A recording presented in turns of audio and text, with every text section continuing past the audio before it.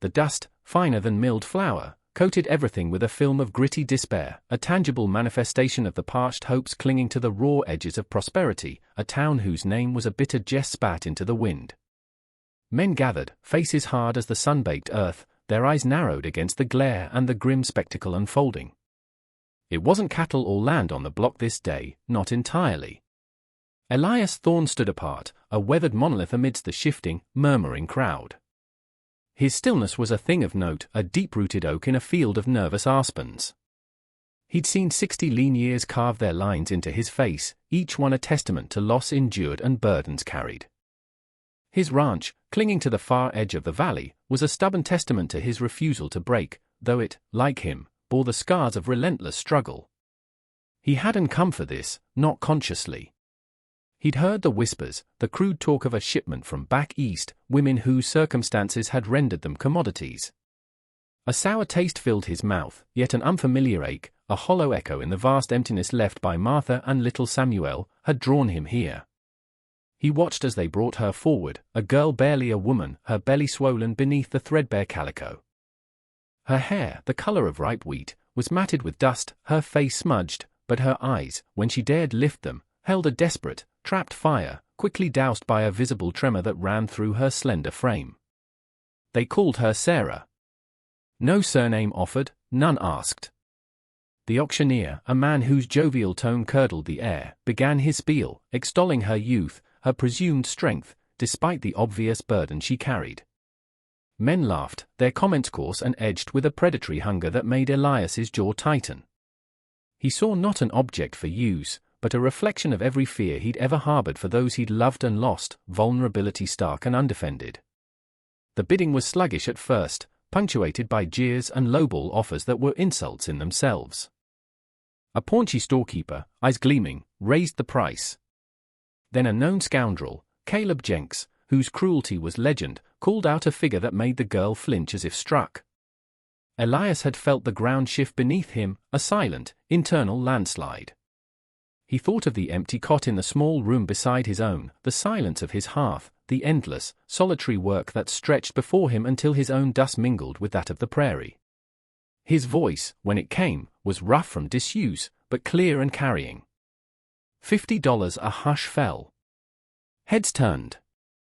$50 was a sum that could buy a decent bull, or provisions for half a year. Jenks, face contorted in surprise then anger, spat. She ain't worth that, Thorne, not with another mouth to feed on the way, and likely damaged goods at that. Elias's gaze, cold as a winter river, met Jenks's. He didn't speak. He simply held the man's stare until Jenks, muttering, looked away. The auctioneer, recovering, slammed his gavel. Sold. To Mr. Elias Thorne. The word felt like a brand on his own soul. He moved then, pushing through the parting crowd, his worn boots stirring little puffs of the ever-present dust. He reached Sarah, who stood frozen, her eyes wide with a terror that was almost unwatchable. He didn't offer a hand, didn't speak of comfort. Words were poor currency for what lay between them. He merely nodded, a curt, almost imperceptible gesture towards his waiting buckboard. Come, he said, the single word more a statement of fact than a command. She hesitated, a small, choked sound escaping her lips, before she took a shuffling step, then another. The journey to his ranch was a long passage through a landscape that mirrored the desolation in their hearts. The wind moaned through the sparse, skeletal trees, and the sky stretched, vast and indifferent. Sarah huddled on the hard seat, her hands clasped tightly over her belly, her gaze fixed on some distant, unseen point of horror. Elias kept his eyes on the rutted track, the reins held loosely in his calloused hands. The silence between them was a heavy blanket, thick with unspoken fears, unasked questions, and the crushing weight of what had just transpired. He could feel her trembling, even without looking. Each jolt of the wagon seemed to send a fresh wave of terror through her. He thought of Martha's quiet strength, her easy laughter, and the contrast was a fresh stab of an old wound. This girl was a wild, terrified thing, and he, in his stoic, clumsy way, had just become her keeper. Or her captor. The distinction, in that moment, was terrifyingly unclear, even to him. The sun bled orange and purple across the horizon as they finally crested the last rise, and the small, weathered cabin and outbuildings of his ranch came into view. It wasn't much, a testament to endurance rather than prosperity, but it was his. And now, it was hers too, though what that meant, neither of them yet knew. The cabin was dark when Elias pulled the weary horses to a halt. The air had turned chill with the fading light, carrying the scent of pine and dry earth. He climbed down, his movements stiff, and walked around to her side of the buckboard. Sarah hadn't moved, her silhouette small and hunched against the vast, encroaching darkness. He stood for a moment, the silence broken only by the tired snort of a horse and the distant cry of a coyote. "This is it," he said, his voice low, gesturing vaguely towards the squat outline of the house. He made no move to help her down, sensing her fear of touch. She slid off the seat slowly, her legs seeming unsteady, her hand still protectively cradling her belly. Inside, the cabin was sparse but clean.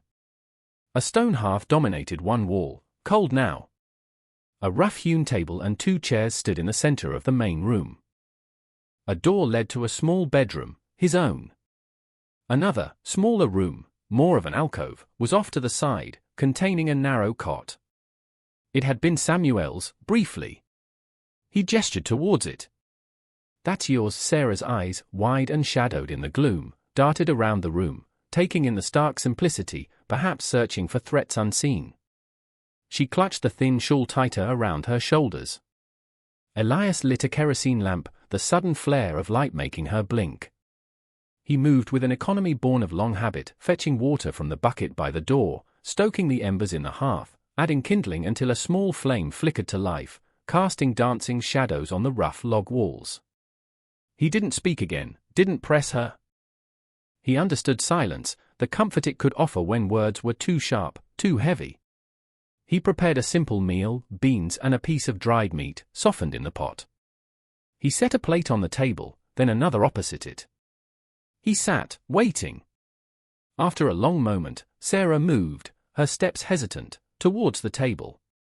She didn't sit immediately, but stood, her gaze fixed on the plate. Hunger, it seemed, warred with her fear. Eventually, she sank onto the chair, her movements bird-like, ready to take flight at the slightest alarm. They ate in silence. The only sounds were the clink of utensils, the crackle of the fire, the mournful sigh of the wind outside. He watched her peripherally. She ate little, picking at the food, her eyes downcast. When they were done, he cleared the plates, washed them in the basin. He noticed her watching his hands, her gaze unreadable. He set out a clean, patched blanket on the cot in the alcove. "Get some rest," he said, his tone neutral. He didn't wait for a reply, retreating to his own small room and closing the door, leaving it slightly ajar, a silent acknowledgement of her presence, a subtle offering of shared space without intrusion. He lay awake for a long time, listening to the unfamiliar sounds of another person breathing in his house. The quiet rustle of movement from her alcove, a stifled cough. The ranch, his solitary kingdom for so long, felt different now, charged with an unaccustomed tension, a fragile, unspoken responsibility. The next morning, he rose before dawn, his routine unaltered. He moved quietly, mindful of his new charge. When he entered the main room, Sarah was already awake, perched on the edge of her cot, her expression guarded. She looked as if she hadn't slept, her eyes shadowed. He nodded a silent greeting, stoked the fire, put coffee on to boil. He set out bread and molasses. He didn't try to draw her into conversation. He understood that trust, if it were ever to come, would be a slow, timid growth, like a desert flower after a rare rain. Days bled into one another, marked by the rhythm of the ranch work. Elias mended fences, tended his meager herd of cattle, chopped wood. He worked from sunup to sundown, the familiar labor a balm to his restless spirit. Sarah remained mostly in the cabin, or sat on the porch step, her hands idle in her lap, watching him with those wide, haunted eyes. He left food for her, ensured there was fresh water. He found a slightly less tattered dress of Martha's packed away in a trunk, smelling faintly of lavender and cedar, and left it folded on her cot. He saw her wearing it the next day, the fit too loose on her slender frame, but it was cleaner, a small concession to dignity. He began to leave the cabin door open during the day, a silent invitation. Sometimes, he would find that she had swept the floor or washed the few dishes. Small, tentative gestures. He never commented, merely accepted them as part of the slow, unspoken dialogue that was beginning to form between them. One afternoon, he found her standing by the small vegetable patch Martha had once tended, now mostly weeds. She was staring at a single, stubborn tomato plant that had somehow survived, a splash of defiant green against the brown earth.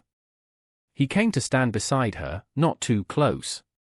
"Martha liked tomatoes," he said, the words quiet, almost to himself. Sarah didn't look at him, but she didn't move away. A flicker of something unreadable crossed her face. "It needs water," she whispered, her voice raspy, barely audible. It was the first time she had spoken more than a single, hesitant word. Elias felt a strange stirring within him, a faint loosening of some tightly bound knot. He nodded. "I'll fetch some." The fragile truce of their shared silence began to solidify, like frost hardening on a windowpane, distinct yet connected. Sarah started to venture further from the cabin, her movements less like those of a startled deer. She would watch Elias work, her expression still guarded, but a nascent curiosity flickered in her eyes. He, in turn, grew accustomed to her quiet presence, a silent shadow at the periphery of his laborious days. He never pushed, never pried. He simply existed alongside her, offering the unspoken assurance of his steady, non-threatening routine. He began to talk, not to her directly, but into the air, as if musing aloud. He spoke of the land, the way the creek sometimes ran dry in late summer, the hawk that nested in the tall pine on the ridge, the harsh beauty of a winter sunrise. He spoke of his cattle, their individual quirks, the constant worry of predators. He didn't expect replies, and rarely received them, but he sensed her listening, absorbing the rhythms of his life, the texture of his world. One day, he was struggling to mend a broken harness, his calloused fingers clumsy with the intricate stitching. He muttered a curse under his breath, frustrated. After a moment, he felt a small presence beside him. Sarah stood there, her hands clasped. She reached out a tentative finger, touched the torn leather. My father was a tanner," she said, her voice still soft, hesitant. "I used to watch him." Elias looked at her, truly looked at her, seeing past the fear and the trauma to the girl beneath. He handed her the awl and thread without a word. She took them, her small hand surprisingly deft as she began to stitch, her brow furrowed in concentration. The repair was neat, stronger than he could have managed.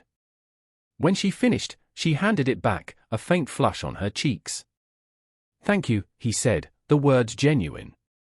She nodded, a quick, shy gesture, and retreated to the porch. But something had shifted. A small seed of shared purpose had been planted. She began to take on small tasks unbidden. She weeded the struggling vegetable patch with a fierce determination, coaxing life from the parched earth. She mended his worn shirts, her stitches small and even. She learned to bake a passable bread in the temperamental oven. These were not acts of servitude, but of claiming a small space, of contributing, of finding a measure of worth in a world that had stripped her of it. One evening, as a storm gathered, the wind howling like a hungry wolf around the eaves of the cabin, the air grew thick with an unspoken tension. The crashing thunder seemed to echo the turmoil within her. Elias saw her flinch with each clap, her hands pressed to her ears, her eyes wide with a primal fear. He remembered Martha's fear of storms, how he would hold her, murmuring reassurances. He couldn't offer Sarah that. But he rose, lit an extra lamp, its steady glow pushing back against the violent gloom. He built up the fire until it roared, a defiant bulwark against the tempest outside. He didn't speak, but his presence, solid and unwavering, seemed to offer a silent anchor. She huddled by the hearth, drawing a measure of comfort from the flames, and from him. Later, when the storm had passed, leaving the air washed clean and smelling of wet earth, he found her asleep in her chair, her face softened, vulnerable. He gently lifted her, surprised at how light she was, and carried her to her cot. He covered her with the blanket, his touch brief, almost accidental. He stood for a moment, watching her, a complex mix of emotions churning within him, protectiveness, a deep, aching pity, and something else, something akin to a fragile, nascent hope. He knew, with a certainty that settled deep in his bones, that he would protect her. Not just from the elements, or the dangers of the wild, but from the shadows of her past, whatever they might be. His ranch, his life, had been a solitary fortress for too long. Now, its walls encompassed another, and in that shared vulnerability, a new, unexpected strength was beginning to take root. He even found himself thinking about the child, a thought he'd buried deep after Samuel. He touched the worn wood of the cradle he'd built years ago, stored in the small barn, covered in dust and cobwebs. Perhaps, he thought, it might see use again. The idea was both terrifying and, in a strange way, comforting. The sparse threads of connection between Elias and Sarah were slowly weaving into a stronger fabric, but the world outside their isolated ranch remained a place of sharp edges and sharper tongues. Prosperity, for all its grand name, thrived on gossip as much as it did on commerce. The arrival of a pregnant woman, bought at an auction by the reclusive Elias Thorne, was a story too ripe not to be picked apart and embellished in the telling. When Elias rode into town for supplies, a rare necessity, he felt the stares, heard the hushed whispers that ceased abruptly as he passed. The storekeeper, Josiah Henchard, a man whose piety was as thin as his smile, treated him with a cloying civility that was more insulting than outright disdain. "Heard you got yourself company, Thorne," Henchard said, his eyes gleaming with unasked questions. "Ranch needs tending," Elias replied, his voice flat, offering no purchase for further inquiry. He bought his flour, his salt, his coffee, the transactions brief, his demeanor unyielding. But the whispers followed him like persistent flies. "Heard she's carrying another man's get. What's an old man like Thorne want with a woman like that, less it's for one thing? Scandalous, I tell you." Bringing shame on the valley, the words, though unspoken directly to him, pricked at Elias's stoic reserve. He wasn't a man to care for town opinion, but Sarah's haunted eyes came to his mind. She had suffered enough without bearing the weight of their judgment. One afternoon, a rider approached the ranch. Not a neighbor, but a stranger, his clothes too fine for this rugged country, his face bearing the smirk of a man accustomed to getting his own way.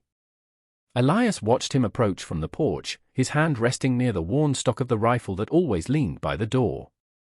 Sarah, who had been tending her small patch of herbs near the cabin, froze, her face paling. She scurried inside, her fear a palpable wave. The man reined in his horse, a sleek, black mare that looked out of place against the dusty backdrop of the ranch. "Elias Thorne," he called out, his voice smooth, almost oily. Elias nodded, his eyes narrowed. "I'm looking for a woman." Answers to the name of Sarah came through Prosperity a while back. His gaze flicked towards the cabin door, a predatory gleam in his eyes. Elias felt a cold anger rise within him. This, then, was one of the shadows from her past. "No woman by that name here," Elias stated, his voice level, devoid of emotion, yet carrying an unmistakable warning. The man's smile tightened. "Don't play games with me, old man. I have business with her. She belongs to me. Nobody belongs to anyone on this land," Elias said, his voice dropping, each word deliberate. "This is my property." "You're trespassing." The man's hand moved towards the pistol at his hip. "She has something of mine. I aim to collect." Before he could draw, Elias moved with a speed that belied his years, the rifle in his hands, leveled. "I suggest you turn that fancy horse around and ride out. And don't come back." The stranger's eyes, for the first time, showed a flicker of uncertainty as he met Elias's unwavering gaze. The old rancher's face was granite, his intent clear. After a long, tense moment, the man slowly, deliberately, relaxed his hand, a sneer twisting his lips. "This isn't over, Thorne. You can't hide her forever." He wheeled his horse around and galloped away, leaving a cloud of dust and a residue of menace in the air. Elias lowered the rifle, his knuckles white. He turned to see Sarah standing in the doorway, trembling, her face ashen. He was my master," she whispered, the words choked with a terror that went bone deep. "Back in Missouri. He said he'd find me. Elias said nothing for a moment, his mind racing. The threat was no longer abstract, no longer just town gossip. It had a face, a name, and a clear intent. He walked over to her, stopping a few feet away. "You're safe here, Sarah," he said, his voice rough but firm. "He won't get to you." Her eyes searched his, desperate for reassurance. He saw the raw fear, the years of abuse etched into her very being. He felt a surge of protectiveness so fierce it startled him. This was no longer just about offering shelter, it was about defending a life, a future, perhaps even his own rediscovered sense of purpose. That night, sleep eluded him. He sat by the dying embers of the fire, the rifle across his knees, listening to the sounds of the night, every rustle of leaves, every snap of a twig amplified by his heightened senses. The isolation of the ranch, once a comfort, now felt like a vulnerability. He knew the man, or others like him, might return. The law was a distant, often indifferent force in these parts. A man protected his own. And Sarah, and the child she carried, were now his own to protect. The whispers in town would likely grow louder, fueled by this new development if word got out. He would have to be more vigilant, more prepared. The fragile peace they had begun to build was now under siege. The visit from the man who called himself Sarah's master, a man whose name she finally choked out as Master Silas Blackwood, cast a long, chilling shadow over the ranch. The unspoken bond between Elias and Sarah, forged in shared silence and nascent trust, deepened under the weight of this shared threat. Fear was a constant companion now, but it was met with a growing resolve, particularly in Elias. He became a sentinel, his already keen senses sharpened by the need to protect. He checked the perimeter of his land more frequently, his rifle rarely out of reach. His movements were still measured, his words sparse, but Sarah saw the coiled tension in him, the unwavering vigilance in his eyes. Her own fear, though still a potent force, began to be tempered by a flicker of something new, a desperate will to fight for the fragile life she carried and the sanctuary she had found. She no longer just hid. She watched Elias, learned from his quiet preparedness. She made sure the water barrels were always full, the kindling stacked high. Small acts, but they were her way of contributing to their defense. Her pregnancy was advancing, her belly round and prominent. Elias, despite his gruff exterior, showed a quiet, almost awkward concern. He made sure she ate enough, that she didn't overexert herself. He'd found Martha's old rocking chair in the barn, cleaned it, and placed it by the hearth for her. Sometimes, in the evenings, he would watch her as she sat there, her hands resting on her belly, a soft, faraway look in her eyes. He wondered about the child, this innocent life conceived in trauma, soon to be born into a world of uncertainty. He felt a fierce, protective instinct towards it, as strong as any he'd felt for Samuel. One evening, as she rocked, she began to hum a soft, melancholic tune, a lullaby perhaps. Elias paused in his task of oiling his rifle. The sound, fragile and sweet, filled the quiet cabin, a counterpoint to the ever-present tension. He found himself listening, his harsh features softening almost imperceptibly. When she finished, a comfortable silence settled between them. "My mother used to sing that," she said, her voice barely above a whisper. "Before." She didn't finish the sentence, but Elias understood. He nodded, a silent acknowledgement of her pain, her memories. He began to speak more of Martha, of Samuel, not in detail, but in small, poignant fragments. He told her how Martha had loved the wildflowers that bloomed in the spring, how Samuel had been fascinated by the lizards that skittered among the rocks. Sharing these memories, these pieces of his own broken heart, was an act of profound trust, a bridging of the desolate spaces within him. Sarah listened, her empathy evident in her quiet attention. She, in turn, began to share more of her own story, not the horrors of her servitude under Blackwood, but small, innocent memories of her childhood before it had been stolen from her, the smell of her mother's baking, the feel of cool mud between her toes as she played by a creek, the names of wildflowers she once knew. These shared confidences, whispered in the dim light of the cabin, were like threads, weaving them closer, binding their disparate pasts into a shared present. The community of Prosperity remained a distant, mostly judgmental entity. However, Old Jedediah, the blacksmith, a man whose grimy exterior hid a surprisingly keen perception, stopped Elias one day in town. Jedediah had a face like a crumpled map, his eyes shrewd. "Heard tell you got trouble brewin', Thorn," he said, his voice a low rumble. Elias merely nodded. "Man like that Blackwood," Jedediah continued, spitting a stream of tobacco juice, "he don't give up easy. Got a mean streak wider than the damn river." He paused, then looked Elias square in the eye. "Some folks around here got short memories about what's right. But not all of us." He clapped Elias on the shoulder, a surprisingly firm grip. "You need a hand, you know where to find me." The unexpected offer of support, however gruff, was a small crack of light in the encroaching darkness. It reminded Elias that even in the harshest landscapes, decency could sometimes take root. As Sarah's time drew nearer, a new urgency filled the cabin. Elias had discreetly sought out Martha Cooper, a stern but capable widow who lived a few miles down the valley and served as the area's unofficial midwife. He told her simply that he had a woman at his place who would soon be needing her help. Mrs. Cooper, a woman of few words herself, had merely nodded, her gaze assessing. "I'll be ready," she'd said. The unspoken bond between Elias and Sarah was now palpable. It was in the way he ensured the fire never went out, the way she saved him the best piece of bread. It was in the shared glances that spoke volumes, the comfortable silences that no longer felt empty.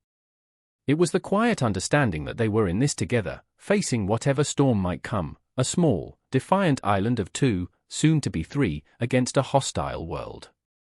The ranch itself seemed to hold its breath, waiting. The fragile peace was shattered on a blustery afternoon when the wind carried not just dust, but the distant sound of approaching horses. Elias, mending a fence line at the edge of his property, heard it first. His head snapped up, his body instantly alert. He recognized the cadence, more than one rider, moving with purpose. He dropped his tools and sprinted towards the cabin, his heart pounding a grim rhythm against his ribs. "Sarah," he yelled, his voice harsh with urgency as he burst through the door. "They're coming." Sarah, who had been kneading dough, looked up, her face instantly draining of color. The flour on her hand seemed to accentuate her pallor.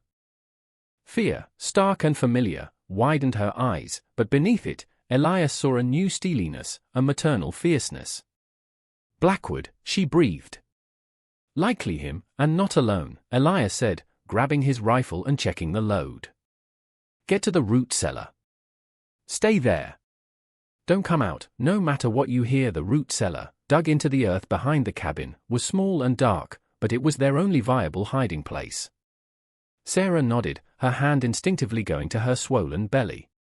She grabbed a jug of water and a small bundle of cloth she'd prepared, baby things.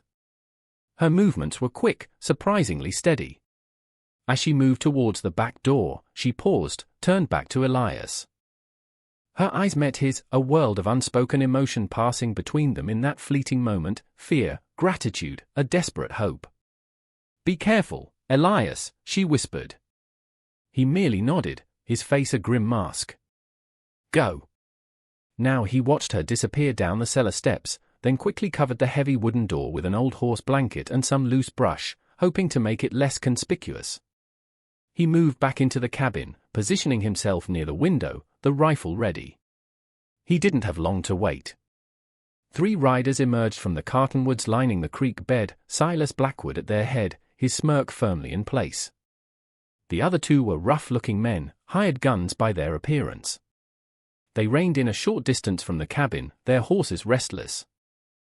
"Thorn!" Blackwood called out, his voice carrying easily on the wind. "I know you're in there. And I know she's with you.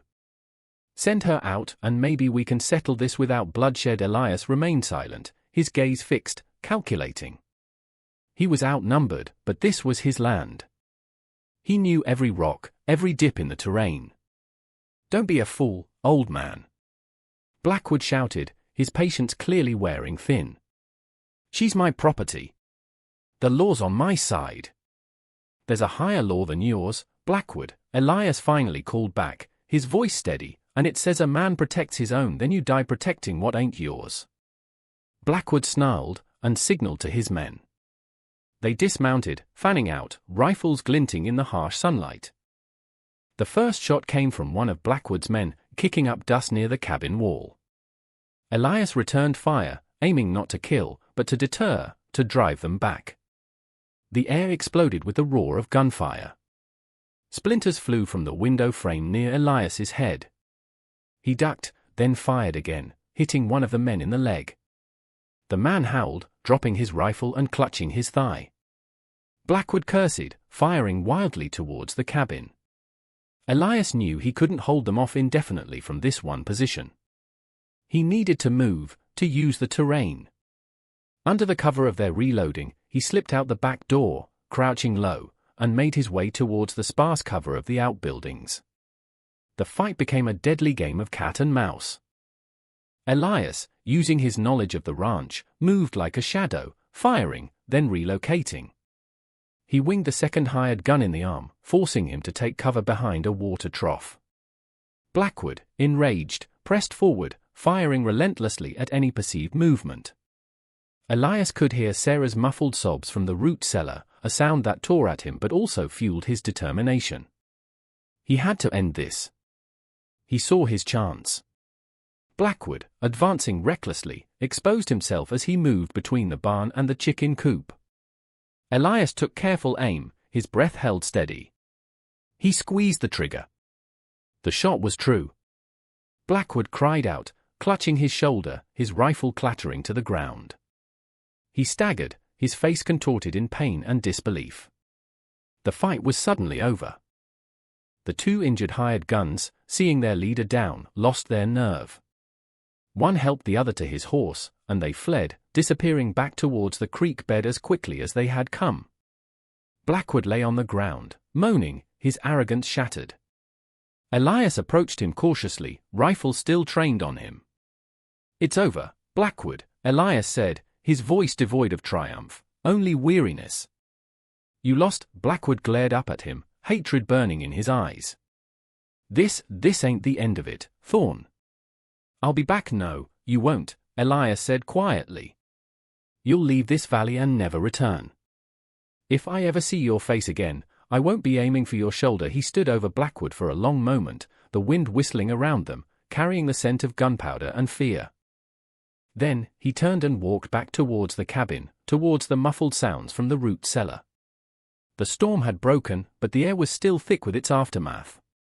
Elias pushed aside the brush and the horse blanket, his hands trembling slightly from the adrenaline. He lifted the heavy cellar door. "Sarah," he called down, his voice hoarse. "It's safe now." A moment later, her tear-streaked, dirt-smudged face appeared in the dim opening. She scrambled out, blinking against the daylight, her eyes searching his frantically. Seeing him whole, though grimed with dust and powder smoke, she let out a ragged sob and nearly collapsed. Elias caught her, his arms going around her instinctively, holding her upright. It was the first time he had truly held her, and the contact, born of crisis, was unexpectedly grounding for them both. She clung to him, shaking violently, burying her face in his rough-spun shirt. "Are they gone?" she whispered. "They're gone," Elias confirmed, his voice gentle. "Blackwood's wounded. His men ran. He won't be back." He could feel the tremors running through her, the release of pent-up terror. He held her until the worst of the shaking subsided, his own weariness settling in like a heavy cloak. The ranch, moments before a battleground, was now eerily silent, save for the moaning of Blackwood, still lying where he'd fallen. Elias gently disengaged from Sarah. "Stay here," he told her, then walked over to Blackwood. The man was pale, his bravado gone, replaced by pain and fear. Elias knelt, quickly examined the wound. It was bloody, but not life-threatening. He tore a strip from Blackwood's own shirt and fashioned a crude bandage. "Get on your horse," Elias said, his voice flat. "And ride. Don't stop until you're out of this territory." He helped the groaning man to his feet and half-dragged him to his horse. With considerable effort, Blackwood mounted, swaying in the saddle. He cast one last look at Elias, a look of pure, impotent fury, then spurred his horse into a painful trot, heading east, away from the ranch, away from Sarah. Elias watched him go, ensuring he was truly leaving, before turning back to Sarah.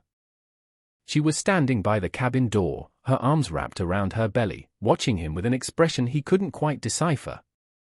Gratitude, relief, and something deeper, something akin to awe. He walked towards her, the exhaustion hitting him fully now.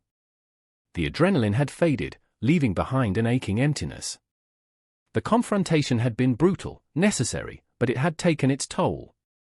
"Are you all right?" he asked, his gaze sweeping over her, checking for any harm. She nodded, a small, shaky movement. "The baby? I think it's all right," she whispered, her hand protectively covering her stomach. Suddenly, her eyes widened, and she gasped, her hand tightening on her belly. A look of surprise, then pain, crossed her face. "Elias?" she said, her voice strained. I think it's time." The tension of the shootout was immediately replaced by a new, more urgent anxiety. Elias felt a surge of panic, quickly suppressed. He had faced down armed men, but this was a different kind of battle, one for which he felt utterly unprepared, despite his brief talk with Mrs. Cooper. "All right," he said, trying to keep his voice calm. "Let's get you inside." He helped her into the cabin, his mind racing. He needed to get word to Martha Cooper. But he couldn't leave Sarah alone, not now. The cabin, which had been a fortress, now needed to become a haven. He settled Sarah on his own bed, it being larger and more comfortable than her cot. He built up the fire, put water on to boil. He remembered snippets of what Martha had told him, things Martha had done when Samuel was born. Clean cloths, warm water. His hands, so steady with a rifle moments before, felt clumsy and awkward as he tried to make Sarah comfortable. She was breathing heavily now, her face tight with pain. "I need to fetch Mrs. Cooper," he said, his worry evident. Sarah gripped his hand, her fingers surprisingly strong. "No, don't leave," she pleaded, her eyes wide with a new kind of fear. "There's no time." He looked at her, saw the truth in her eyes. The baby was coming, and it was coming fast. He was on his own. A wave of helplessness washed over him, followed by a grim resolve. He had protected her this far, he wouldn't fail her now. He knelt beside the bed, taking her hand. "I'm here, Sarah," he said, his voice softer than she had ever heard it. "I'm not going anywhere. We'll do this together." The hours that followed were a blur of pain, fear, and astonishing strength. Sarah, caught in the relentless rhythm of labor, clung to Elias's hand as if it were her only anchor in a raging storm. He wiped her brow, spoke to her in low, soothing tones, drawing on memories of Martha, on a deep, untapped well of compassion he hadn't known he possessed. The setting sun cast long, somber shadows into the small cabin, the only sound Sarah's ragged breaths, her occasional cries, and Elias's steady, reassuring words. The harshness of the world outside, the violence they had just endured, seemed to recede, replaced by the primal, elemental force of new life struggling to enter the world. He had seen birth before, with his livestock, but this was different, profoundly intimate, terrifyingly fragile. He saw Sarah's courage, her raw, animal endurance, and his respect for her deepened into something akin to reverence. She was no longer just a victim, a terrified girl. She was a warrior, fighting the oldest, most fundamental battle. And as the night deepened, in that small, isolated cabin, surrounded by the vast, indifferent silence of the prairie, a new life was about to begin, a tiny, defiant flame of hope ignited in the aftermath of violence and fear. The cry, when it finally came, was thin and reedy, yet it sliced through the exhausted silence of the cabin with the force of a thunderclap. It was the sound of arrival, of survival, of a new beginning wrested from the very jaws of despair. Elias, his hands gentle but sure, lifted the tiny, slippery babe, a messy, miraculous bundle, and a wave of emotion so potent it nearly buckled his knees washed over him. A girl. A tiny, perfectly formed girl. He quickly cleared her airway, and she let out another, stronger wail, her miniature fists flailing. Sarah lay back against the pillows, her face pale and beaded with sweat, but her eyes, when they met Elias's, shone with a luminous, weary triumph. "A girl," she whispered, a ghost of a smile touching her lips. Elias, his own eyes unexpectedly moist, managed a nod. He wrapped the baby in a clean, warm cloth he'd laid out and placed her gently in Sarah's outstretched arms. The tiny infant rooted almost immediately, finding her mother's breast, and a profound, almost sacred stillness settled over the room. The harsh lines on Elias's face seemed to soften as he watched them, mother and child, a timeless tableau of fierce, tender love. The violence of the day, the fear, the uncertainty, all seemed to recede, diminished by the overwhelming power of this moment. He had faced death many times, had delivered it once this very day, but this ushering in of new life, was an experience that humbled him to his very core. He quietly cleaned the room, his movements efficient, respectful of the sanctity of the moment. He built up the fire, ensuring a steady warmth permeated the small space. He felt a weariness deep in his bones, but it was a good weariness, born of effort and purpose, not despair. Later, when Sarah and the baby were sleeping, a fragile peace enveloping them, Elias stepped outside. The night was clear, the stars blazing with a cold, distant fire in the vast expanse of the prairie sky. The air was crisp, carrying the scent of pine and damp earth. The earlier chaos felt like a distant dream. He walked to the edge of the yard, looking out over his land, the land he had fought for, bled for. It felt different now. No longer just a place of solitary struggle, but a sanctuary, a home. He thought of Martha and Samuel, the old ache still present, but now overlaid with something new, not a replacement, but an expansion, a capacity for love and connection he thought had died with them. This girl, Sarah, and her child, they had burrowed their way into the desolate spaces of his heart, bringing with them an unexpected spring. The next morning, as dawn painted the sky in hues of rose and lavender, Martha Cooper arrived, her sturdy figure silhouetted against the rising sun. She had seen the smoke from the distant gunfire the previous afternoon and, her intuition sharp, had decided to check on them. She took one look at Sarah, the sleeping infant nestled beside her, and then at Elias, his face etched with exhaustion but also a quiet, profound relief. "Well, Thorne," she said, her voice gruff but not unkind, "looks like you managed without me." She efficiently checked on mother and child, her experienced hands gentle. She pronounced them both healthy, if tired. She stayed for a few hours, offering advice, helping Sarah, her presence a comforting, no-nonsense reassurance. Before she left, she paused at the door, looking back at the small, unconventional family. "That Blackwood," she said, her gaze shrewd, "he won't be troubling you again. Word travels. And folks round here, they might be gossips, but they also know when a line's been crossed. You did right by her." Elias, her words, simple and direct, were a balm to his spirit. Over the next few days, something remarkable happened. Word did travel. First, Jedediah, the blacksmith, rode out, not with questions, but with a small, skillfully wrought iron trivet for Sarah's cooking pots and a roughly carved wooden rattle for the baby. He didn't stay long, just mumbled his congratulations and left. Then Mrs. Henderson, the storekeeper's usually sharp-tongued wife, appeared with a basket containing fresh bread, a jar of apple butter, and some soft flannel for diapers. Her expression was still somewhat guarded, but there was a grudging respect in her eyes. Even a few of the other ranchers, men Elias had only ever exchanged curt nods with, found reasons to ride by, offering a gruff word of support, a piece of advice about fending off coyotes from the chicken coop, a subtle acknowledgement of his stand. The shock that Elias Thorne's actions had sent through the West was not, it turned out, one of scandal, but of a dawning, reluctant admiration. He had bought a woman, yes, an act viewed with suspicion and disdain. But he had then defended her, sheltered her, stood against cruelty and injustice for her, and helped bring her child safely into the world. In the harsh, often brutal calculus of frontier life, these actions spoke louder than any gossip. Sarah healed quickly, her resilience shining through. Mother had transformed her. The fear in her eyes was replaced by a fierce, protective love. She named the baby Hope, a choice that resonated deeply with Elias. He found himself watching them, Sarah humming softly to the baby, her face illuminated by the firelight, and a sense of rightness, of peace, settled over him. The empty cot that had once belonged to Samuel was brought out, cleaned, and placed near Sarah's bed. The ranch, once a place of solitude and fading memories, was now filled with the small, essential sounds of new life. The quiet, hard-won peace was palpable. The seasons turned, each bringing its own rhythm to the small ranch nestled in the valley. Summer's oppressive heat gave way to the crisp, golden days of autumn, then to the stark, white silence of winter, and finally, to the tentative, vibrant rebirth of spring.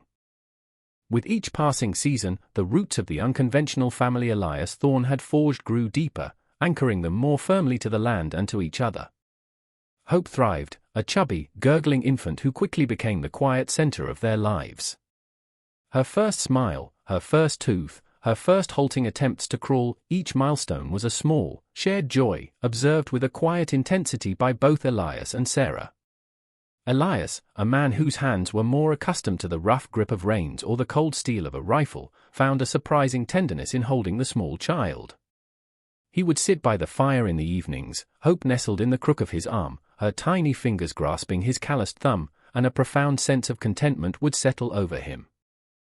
The lines on his face, carved by years of hardship and loss, seemed to soften, the bleakness in his eyes replaced by a gentle, watchful light. Sarah, too, blossomed in the security of their isolated haven. The haunted, fearful girl who had arrived trembling on his buckboard was gone, replaced by a woman of quiet strength and resilience. Motherhood had given her a purpose, a fierce, unwavering focus. She managed the cabin with a gentle efficiency, her days filled with the rhythms of caring for Hope, tending her expanding vegetable garden, mending clothes, and preparing meals. The silence between her and Elias was no longer born of fear or uncertainty, but of a deep, comfortable understanding. They spoke when words were needed, but often, communication flowed through shared glances, small gestures, the easy cadence of their lives lived in close proximity. The ranch itself seemed to respond to their burgeoning contentment. The fences were mended, the barn repaired, the fields yielded a modest but sufficient harvest. Elias worked with a renewed vigor, no longer just to survive, but to build something, to provide. He taught Sarah how to milk their one cow, how to identify edible wild plants.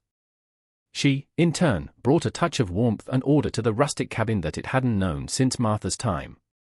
She planted wildflowers near the porch, their bright colors a defiant splash against the muted tones of the landscape. The community of Prosperity, while never fully embracing them, had largely settled into a state of grudging acceptance, bordering on respect. The story of Elias Thorne, the reclusive rancher who had faced down Silas Blackwood to protect a pregnant woman he'd bought, had taken on the sheen of local legend. The initial shock and disapproval had given way to a kind of awe at his quiet courage and unwavering loyalty. When Elias rode into town for supplies, the stares were different now, curious, perhaps, but no longer hostile. Josiah Henchard, the storekeeper, even offered him credit, an unheard-of gesture. Old Jedediah remained a steadfast, if gruff, ally, always ready with a piece of news or a word of advice. Martha Cooper would occasionally visit, bringing small gifts for Hope and sharing a cup of coffee with Sarah, their conversations a quiet murmur of female solidarity in a man's world. One spring afternoon, a year after Hope's birth, Elias was out in the pasture, checking on a newborn calf. Sarah was nearby, hanging laundry on the line, Hope playing at her feet, gurgling happily as she chased a butterfly. The sun was warm, the sky a clear, brilliant blue. A gentle breeze rustled the new leaves on the cottonwood trees. Elias paused, leaning against the fence, and simply watched them. Sarah looked up, met his gaze, and a slow smile spread across her face, a genuine, unguarded smile that reached her eyes, crinkling the corners. It was a smile that spoke of peace, of belonging, of a hard-won happiness. In that moment, the full impact of what they had built together struck Elias with a quiet force. This was home.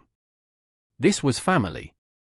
Not the one he had lost, but a new one, forged in the crucible of hardship, violence, and unexpected compassion. The shadows of the past still lingered, as they always would, the memory of Martha and Samuel, the trauma Sarah had endured. But they no longer held the power to extinguish the light. He thought of the day he had ridden into Prosperity, drawn by an indefinable ache, and brought Sarah back to this desolate ranch. He had acted on an impulse, a flicker of duty or perhaps loneliness, never imagining where it would lead. What he had done then had indeed shocked the whole West, or at least their small corner of it. Not because of the perceived scandal of buying a bride, but because, against all odds, against the harshness of the land and the cruelty of men, something beautiful and resilient had taken root. Love, in its most unexpected and profound form, had found a way. He walked toward Sarah and Hope, his steps lighter than they had been in years. He reached down, scooped up the giggling child, and settled her on his hip. Hope patted his weathered cheek with her small hand. Elias looked at Sarah, his gaze steady, filled with an emotion too deep for words. She simply nodded, her eyes reflecting his own quiet understanding. The future was uncertain, as it always was in this unforgiving land. But for now, in this moment, there was peace. There was belonging. There was hope. And that, Elias knew, was more than enough. The vast prairie stretched around them, a landscape of stark beauty and enduring strength, mirroring the quiet resilience of the family that had found its improbable sanctuary within its embrace.